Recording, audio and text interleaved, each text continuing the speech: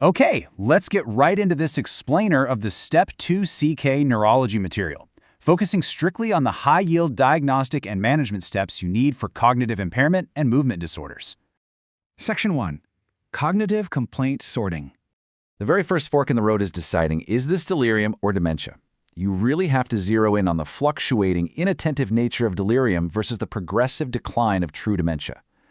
If your patient has an altered level of consciousness, disorganized thinking, or symptoms that wax and wane, especially if they get worse at night, you're looking at delirium.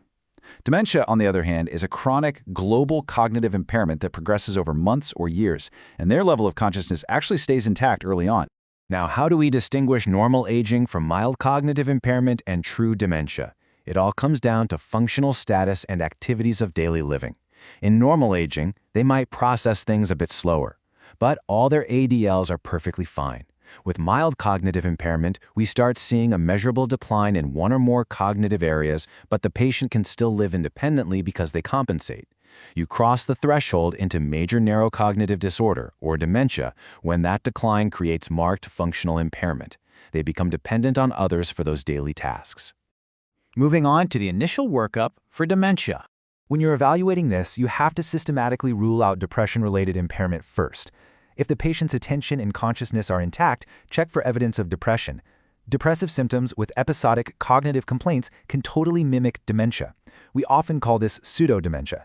A good clue here is that patients with pseudodementia are usually aware of and distressed by their memory issues. They'll often answer questions with, "I don't know." Dementia patients, though, might confabulate and seem pretty unconcerned. Once you've ruled out depression, you can move to objective cognitive screening. For the standard workup, grab an objective cognitive screen, like the MMSE, MoCA, MiniCog, or 6-item screener. Then you need some specific routine labs, a CBC, a CMP, TSH, and vitamin B12. Based on the patient's specific risks, you might also test for folate, syphilis, or HIV. Finally, get a routine brain CT or MRI. You need that imaging to check for structural lesions or reversible causes, like normal pressure hydrocephalus or a chronic subdural hematoma. Pay close attention to this next point. Always scrutinize the medication list. Anticholinergic adverse effects are a massive, highly testable mimic of cognitive decline. Look out for over-the-counter allergy meds with diphenhydramine or doxylamine. Also watch for tricyclic antidepressants, first-generation antipsychotics, antispasmodics, and overactive bladder meds like oxybutynin. Getting patients off these drugs is a primary management step if an older adult presents with sudden or worsening memory issues.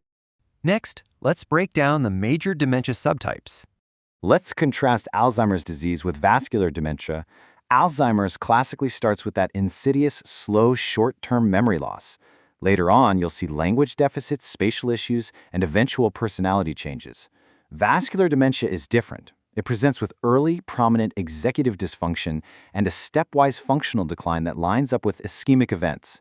Imaging will show infarcts or deep white matter changes. For these folks, you need to aggressively treat vascular risk factors and consider antiplatelet therapy. Then we have frontotemporal dementia versus Lewy body dementia. For frontotemporal, think early behavioral and personality changes, apathy, disinhibition, compulsive behaviors, and hyperorality, along with frontotemporal atrophy on their scan.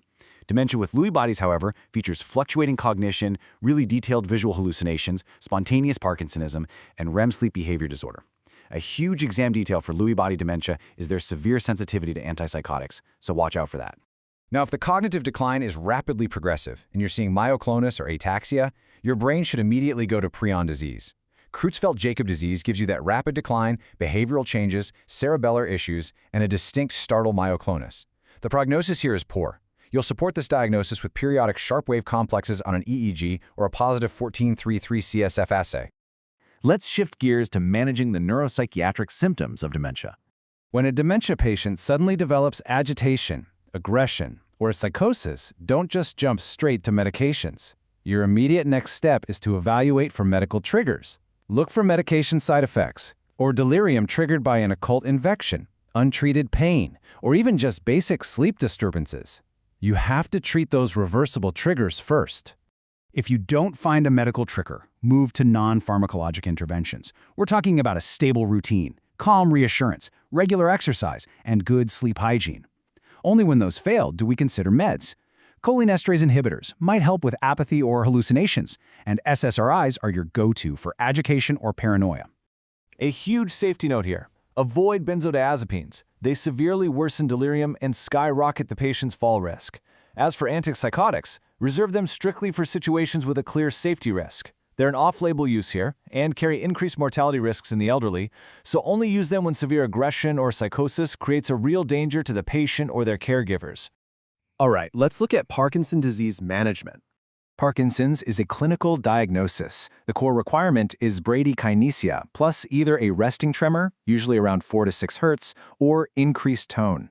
Supportive features include a unilateral onset, masked facial expressions, soft speech, and micrographia. You'll also see that classic shuffling, stooped gait, and postural instability, which you can confirm with a pull test.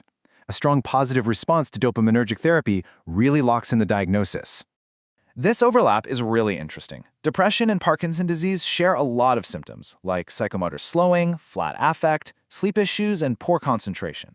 But remember, a patient with major depression will have a depressed mood and anhedonia, often feeling worthless. The Parkinson's patient, on the other hand, usually has a neutral mood, but shows profound apathy and lack of motivation. That said, clinical depression is super common in Parkinson's, so treat it with SSRIs if you see it. As Parkinson's disease progresses, you have to manage some severe complications. Dysphagia is a big one, leading to a high risk of aspiration pneumonia. You'll need formal swallow evaluations, diet texture changes, and strict aspiration precautions. Then there's Parkinson's psychosis, which happens more often with dopamine agonists than with carbidopa-levodopa.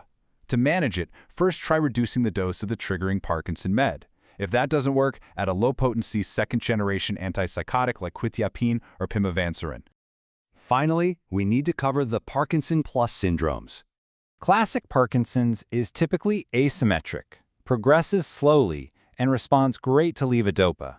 So if you see symmetric findings, early falls, early dementia, or a poor levodopa response, those are major red flags for an atypical Parkinsonism. Early profound autonomic failure, cerebellar ataxia, or vertical gaze palsy also point far away from idiopathic Parkinson disease. How do we tell these apart?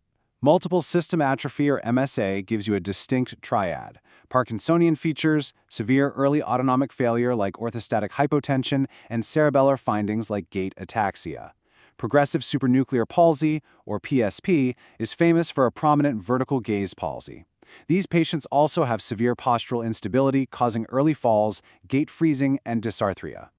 The last one to look out for is corticobasal degeneration.